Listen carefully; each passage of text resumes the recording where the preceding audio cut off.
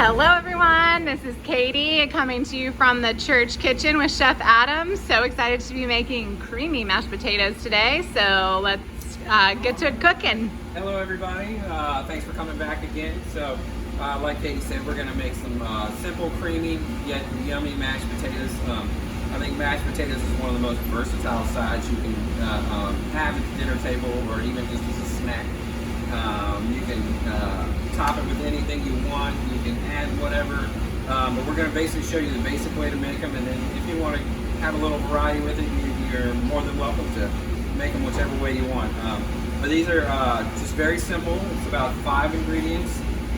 It's just a process to be making them. So first you peel the potatoes, cut them, and then we cook them, which I've already done that. So I'm going to show you that. I also have butter. Recipe also calls for milk.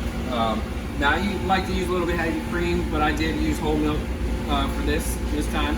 And what I've done is I'm going to take my butter first, and I've taken my whole milk, and I've heated that up. And the reason we heat that up is once we mix everything in there, we want it to be able to incorporate properly. So I'm going to go ahead and add my butter right into here. All right, so you can see my butter is a little bit soft anyways. So we're just going to let that kind of melt there for a second. Next thing we're going to do, we're going to take our potatoes, which are cooked. So I like to use Yukon Golds. I just think they have a great starch in them. They're really good for whipping your potatoes without, they're hard to over whip, I would say. And when I say that, when you tend to over whip, they get almost like you lose all the starch out of it. So like soupy? They don't stick and they become soupy. Exactly. So first thing we're going to do, we're going to go ahead and strain our potatoes. So do you peel your potatoes with a peeler or a knife? No, I peel them with a peeler. Okay. Now you can use a knife. They actually call that tournée potato. Okay? So Learn something new. Good. Method to that. If you've ever seen a potato, and typically it's French cooking. If you've ever seen a tomato or a potato that kind of looks like an egg shape, but it has almost like an octagon style round, that's called tournée potato. So it's very classical French fine dining way to serve a potato.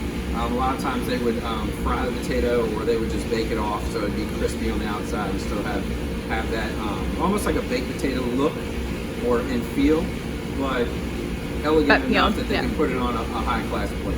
Okay. So, all right. So and how big would you say these are? So these are probably, I would say these are probably about 1 inch by a ½ inch or so. Okay. You can cut them any size you really want.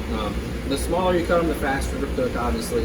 I usually cut them just kind of a rough chop here, which seems to always tend to work. And then I'm just going to go ahead and add this. The next thing I'm going to do, I'm going to take my liquids, my butter, and my cream as I pour it all over the counter.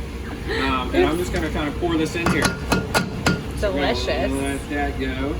And I've literally never heated up milk or butter before I put them in, but it makes so much sense now. Well, Typically if your potatoes aren't hot, sometimes people will let them cool for a while. They'll go ahead and strain them and cool them. So if you do that, then you lose all the heat. So you put the butter in, you basically just like mash it in, melting into it. So that's where you get that's where you can over whip them, is because you will consistently just keep them going until that butter melts completely. So this avoids all of that. I have been over whipping potatoes for 30 some years.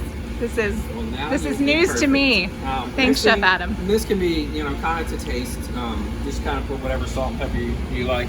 Some chefs like white pepper in their potatoes, which I do like a little white pepper. Sometimes I can think it can be a little overpowering, so if you don't watch what you're doing with it. So there's a different taste to white pepper? Yeah, there's a little bit different taste. So it's a little bit stronger. To me, it's almost got a little bit more bitterness to it as well. But it definitely will overdo your potatoes. So next thing we're gonna do, we're gonna lock that in, and I'm gonna start it out kind of small first, just so we don't shoot all our liquid everywhere. And we're just kind of letting it break up the potatoes slightly, and you can see it's kind of starting to come together. And after you do that, once you start getting it coming together, we'll go ahead and we'll turn up the speed a little bit.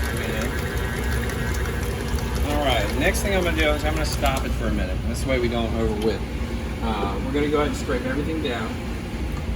All right, we have not really gotten all the starch out of potatoes yet. So that's why it kind of looks So if you over whip a potato, that's kind of the consistency you're gonna have. You see that creamy gooiness? That's what you'll get if you over whip them too long. So, now we're gonna pop it back down, and now I'm gonna turn it on a little bit high just to break up the rest of those potatoes. But I'm also trying not to do it too long. Now you can see how mine are still sticking to the side there.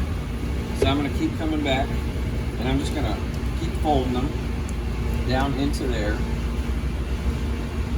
Straight. And then we're probably just gonna do these for a tiny bit longer. Just break them all up. We're shifting into overdrive. All right. And I'm gonna say we're done. Okay. So you can see we still have a creamy, smooth starch to our potatoes. I'm gonna pull that out if I can get it off there. All right. And you can see now we do have a few lumps in here, so sometimes that just means your potatoes were not cooked all the way. But that's kind of our consistency we're looking for. And then we just kind of serve them on our plate.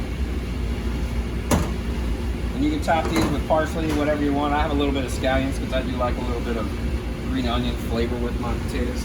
And that's it. We have mashed potatoes. So thanks again for joining us, and we look forward to seeing what your mashed potatoes look like. Yeah, send us a picture, comment below.